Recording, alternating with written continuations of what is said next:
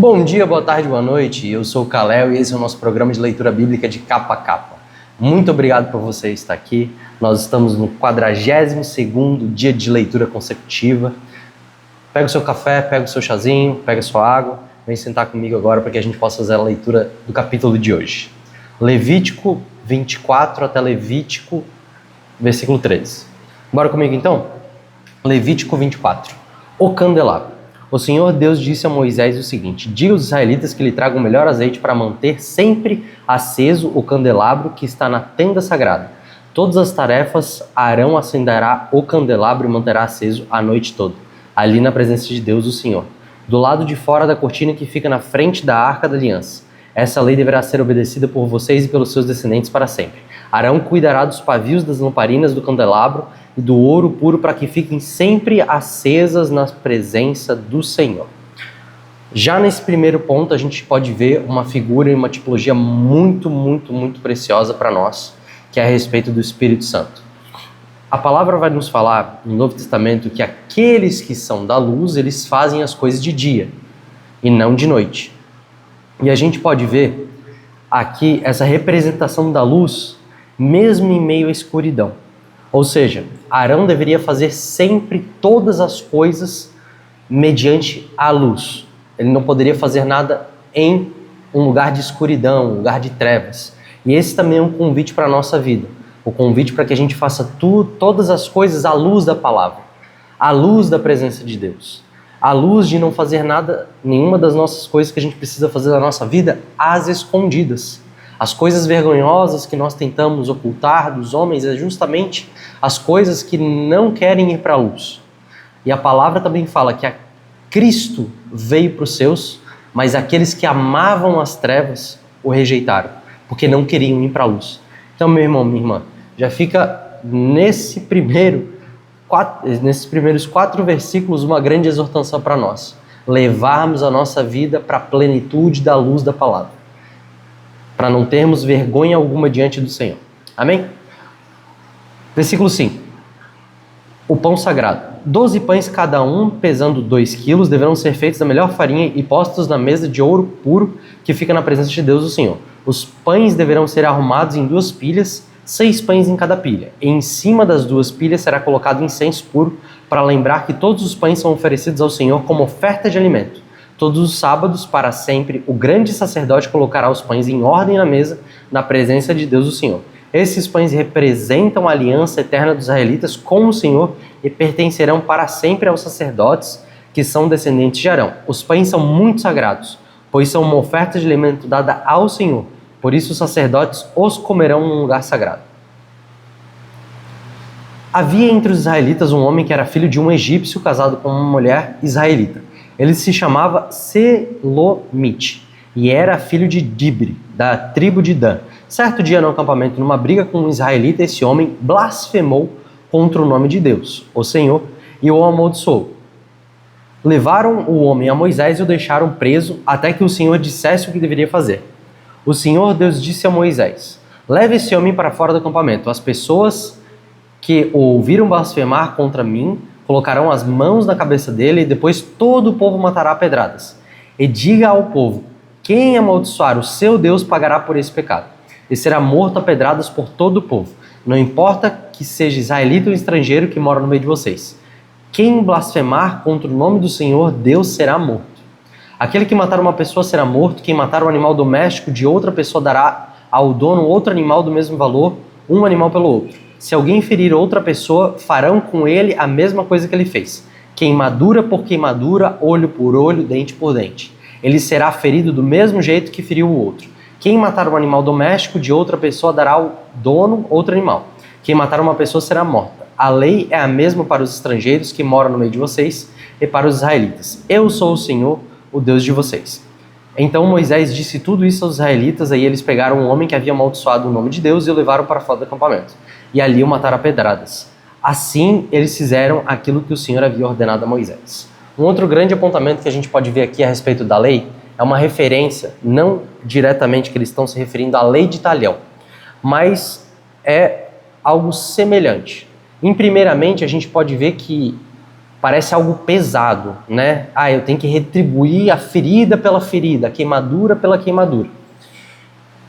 Parece que isso, à luz do Novo Testamento, soa algo muito, muito negativo, que não foi o mesmo Deus, né? Aquele Deus que falava que mostra a tua outra face para aquele que te bater, né? Não parece que é nesse mesmo ímpeto de querer revelar alguma coisa de Deus, porque elas parecem no Novo Testamento que são distantes, que elas não se combinam. Mas a grande questão que nós estamos falando aqui não é a respeito de simplesmente eu ter que ferir a outra pessoa. Nós estamos falando de retribuição e nós estamos falando de justiça aqui. O que aconteceu é que, para refrear a maldade do povo, Deus teve que dizer para eles: olha, se alguém te fizer alguma coisa, o máximo que você pode fazer em castigo e em injustiça à pessoa é a mesma medida daquilo que te foi feito. Se nós vamos lá para o livro de Gênesis de novo, vai falar que um Nimrod era uma pessoa que escravizava as pessoas. Se a gente for um pouquinho mais para trás também, a gente vai ver que pessoas, pelo simples fato de pisarem no pé delas, elas matavam outras pessoas. Ou seja, o intuito de Deus era para que o povo não se mutilasse. O intuito de Deus era para que o povo não se ensoberbecesse e caísse no desejo da vingança. Para que eles simplesmente não quisessem eliminar o próximo por coisas menores. Então, na verdade, o que Deus está propondo para eles é uma medida de justiça equivalente à questão das transgressões. A mesma medida de vingança e de retribuição tem que ser dada para aquele que cometeu o quê? A transgressão, e não mais do que isso. Mas a pessoa me causou um grande mal. Ela tacou fogo no meu campo. Beleza. O máximo que pode acontecer é ela te ressarcir desse campo. Mas você não pode passar disso. Você não pode cobrar dela mais do que aconteceu. Então era uma lei de proteção e não uma lei de vingança propriamente dita. Era um lugar para que o povo pudesse se proteger de tentar se mutilar, de tentar se canibalizar, de tentarem se consumir de vingança uns para com os outros. Amém? Vamos para capítulo 25 agora. O 7º ano. O Senhor Deus falou com Moisés no Monte Sinai e mandou que ele desse ao povo de Israel as seguintes leis. Quando vocês entraram na terra que o Senhor Deus lhe vai dar, deixem de 7 em 7 anos a terra descanse. Em honra do Senhor, durante 6 anos semeiem os seus campos, podem as parreiras, colham as uvas, mas no 7º ano será um ano de descanso sagrado para a terra, um descanso dedicado a Deus, o Senhor. Nesse ano ninguém semeará o seu campo, nem podará suas parreiras. Ninguém colherá o trigo que crescer por si, nem podará as parreiras, nem colherá as uvas. Será um ano de descanso completo para a terra. Os campos não serão semeados, mas mesmo assim produzirão bastante para alimentar todos os israelitas, os escravos e suas escravas, os seus empregados, os estrangeiros que vivem no meio do povo e também os animais domésticos e os animais selvagens. Tudo o que a terra produzir servirá de alimento. O ano da libertação. Contem 7 semanas de anos, isso é, 7 anos vezes 7, o que dá um total de 49 anos. Então, no dia 10 do 7º mês, que é o dia do perdão, mandem um homem tocar a trombeta por todo o país, pois esse ano que vem depois de cada 49 anos é o ano sagrado da libertação, em que vocês anunciarão liberdade a todos os moradores do país. Nesse ano, todos os que tiverem sido vendidos como escravos voltarão livres para suas famílias, e todos os campos que tiverem sido vendidos voltarão a pertencer ao primeiro dono. Nesse ano ninguém semeará os seus campos, nem colherá o trigo que crescer por si, nem podará as parreiras, nem colherá as uvas, pois o ano da libertação é sagrado para o povo. Nele todos se alimentarão somente daquilo que a terra produzir por si mesma. No ano da libertação, todas as terras que tiverem sido vendidas voltarão a pertencer ao primeiro dono. Na venda ou na compra de terras, não explorem os outros. O preço será calculado na base do ano da libertação, pois o que se vende não são de fato as terras, mas as colheitas que elas produzem. Portanto, o comprador descontará do preço o número de colheitas desde o último ano da libertação e o vendedor calculará o preço na base dos animais, na base dos anos de colheita que ainda faltam até o ano seguinte da libertação. Se ainda forem muitos anos, o preço subirá. Se forem poucos, o preço abaixará. Que ninguém explore os outros e que todos temam a Deus, pois Ele é o Senhor nosso Deus. A questão do 7º ano. Obedeçam a todas as leis e mandamentos de Deus para que vivam em segurança na terra que vai ser de vocês. Ela produzirá suas colheitas, haverá bastante comida para todos e todos viverão em segurança. Mas alguém é capaz de perguntar como é que haverá comida durante o 7º ano, quando ninguém vai semear nem fazer a colheita? A resposta é que Deus abençoará a terra e no 6º ano ela produzirá colheitas que serão suficientes para 3 anos. Quando vocês semearam seus campos no 8º ano, então comerão daquilo que colheram no 6º ano, e haverá bastante para comerem até a colheita do 9º ano. Leis a respeito de propriedades. A terra é de Deus, portanto, ela não será para sempre daquele que a comprar. Deus é o dono dela, e para ela nós somos estrangeiros que moram por um pouco tempo na terra.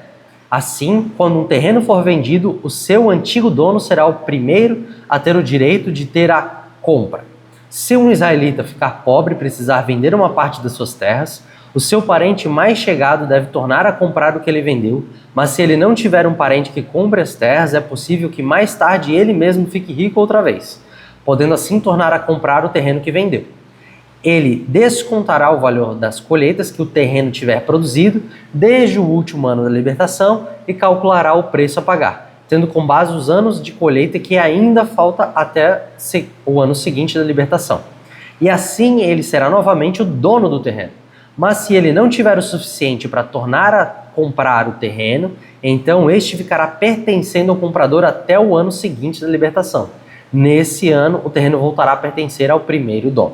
Se um homem vender uma casa que fica numa cidade protegida por muralhas, ele terá o direito de tornar a comprar a casa até um ano depois da venda. Mas se dentro de um ano ele não comprá-la, então ela pertencerá ao comprador e aos seus descendentes para sempre. Nem mesmo no ano da libertação a casa voltará a ser do primeiro dono. Porém, as casas que ficam em cidades sem muralhas são como os terrenos. O primeiro dono tem o direito de comprar a casa, e no ano da libertação ela volta a ser do primeiro dono. Os levitas têm sempre o direito de tornar a comprar as suas casas que ficam nas cidades onde moram. Mas se um levita vender a sua casa numa dessas cidades e não tornar a comprá-la, então no ano da libertação a casa vai voltar a ser dele. Pois as casas das cidades onde os levitas moram serão a sua propriedade permanente no meio do povo de Israel. Mas os campos em volta das cidades onde os levitas moram não podem ser vendidos. Eles pertencem aos levitas para sempre. Leis a respeito dos pobres. Se um israelita que mora perto de você ficar pobre e não puder sustentar-se, então você tem o dever de tomar conta dele.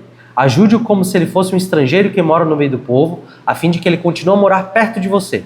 Não cobre juros sobre o dinheiro que você lhe emprestar. Respeite a ordem de Deus para que esse homem continue a morar perto de você. Não cobre juros sobre o que lhe emprestar, nem tire lucro dos alimentos que lhe vender. É isso que o Senhor nosso Deus nos manda fazer. Foi Ele quem nos tirou do Egito para nos dar a terra de Canaã e para ser o nosso Deus. Leis a respeito dos escravos. Se um israelita que mora perto de você ficar pobre, que chegue a ponto de ter de se vender a você para ser seu escravo, não o faça trabalhar como escravo.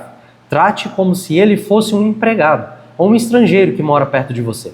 Ele trabalhará para você até o ano da libertação. Nesse ano, ele, os seus filhos irão embora e voltarão para a sua própria família e para as terras dos seus antepassados. Os israelitas são escravos do Senhor Deus, que os tirou do Egito. Eles não deverão ser vendidos como escravos. Portanto, não os trate com crueldade, mas respeite a ordem de Deus. Se precisarem de escravos ou escravas, vocês poderão comprá-los dos povos vizinhos do seu país. Também poderão comprar os filhos dos estrangeiros que moram no meio de vocês. Essas crianças que nasceram na terra de Israel poderão ser compradas como escravos e os seus donos poderão deixá-los como herança aos filhos, a quem esses escravos deverão servir a vida inteira. Mas um israelita não pode ter outro israelita como escravo, nem pode tratá-lo com crueldade.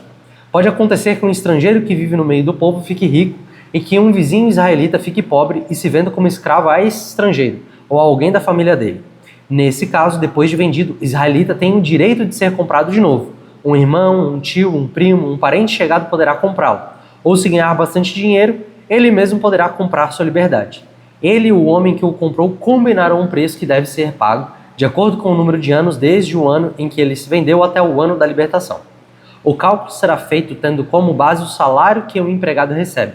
Se ainda faltarem muitos anos até o ano da libertação, ele pagará uma parte maior do dinheiro que recebeu quando se vendeu. Mas se faltarem poucos anos, a parte será menor. O dono o tratará como se ele fosse um empregado que é encontrado para trabalhar por ano. Não deixe que o dono trate com crueldade.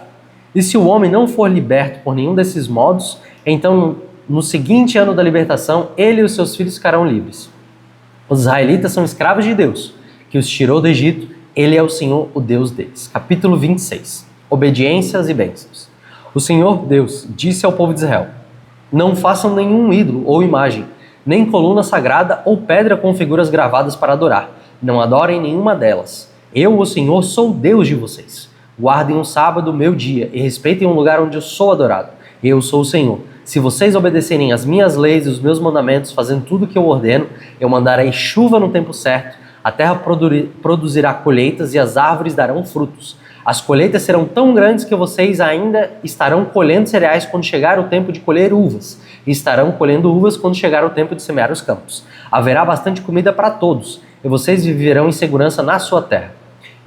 Eu darei paz à terra de vocês. Todos dormirão sossegados e ninguém os assustará, pois farei desaparecer da terra os animais selvagens e acabarei com as guerras. Vocês vencerão os seus inimigos e os matarão. 5 de vocês derrotarão 100 deles, e 100 de vocês derrotarão 10.000. Todos eles serão mortos. Eu abençoarei vocês e lhes darei muitos filhos. Cumprirei as promessas da aliança que fiz com vocês. As colheitas serão tão grandes que vocês precisarão jogar fora o trigo velho para ter um lugar onde guardar o novo. Morarei no meio de vocês, na minha tenda sagrada, e nunca os abandonarei. Estarei sempre com vocês. Vocês serão meu povo e eu serei o seu Deus. Eu sou o Senhor, o Deus de vocês. Eu os tirei do Egito para que vocês não fossem escravos dos egípcios. Eu os livrei da escravidão e os fiz andar de cabeça erguida. Amém? Essa foi a nossa leitura de hoje. A gente acaba a nossa leitura vendo um Deus que ele pode pôr em liberdade os cativos, os presos e os oprimidos para lhes dar dignidade. Uma grande questão que muitas vezes as pessoas falam é que há muita crueldade na questão de Israel ter dominado e ter, de fato, conquistado as terras dos povos de Canaã. A grande questão que nós estamos entendendo aqui, principalmente teológica e não somente moral ou geopolítica, é que o próprio Senhor decretou que aqueles povos, mediante as desgraças, mediante os pecados e mediante todas as coisas que eles fizeram, deveriam ser punidos. E o instrumento que Deus utilizou para sancionar esses povos foi Israel. E incrivelmente, Israel, quando cometeu os mesmos pecados futuramente, na nossa leitura a gente vai ver isso, que esses mesmos povos, os povos pagãos, vieram como instrumento de Deus para escravizar, para aniquilar e para derrotar o povo de Israel. Então, não houve parcialidade, não houve um lugar de favoritismo, houve simplesmente o Deus botando ordem no seu planeta, botando ordem na sua humanidade, utilizando Israel como seu instrumento específico para esse momento. Eles não eram melhores, eles não eram mais santos, eles não eram mais nada. Porque nesse momento a gente vai ver que o povo, ele continua sendo idólatra, que o povo continua adorando bezerros de ouro, mas pela poderosa mão de Deus ele escolheu esse povo para habitar naquela terra. Que você seja abençoado com essa leitura, nós encontramos amanhã. Muito obrigado pela sua presença e até mais.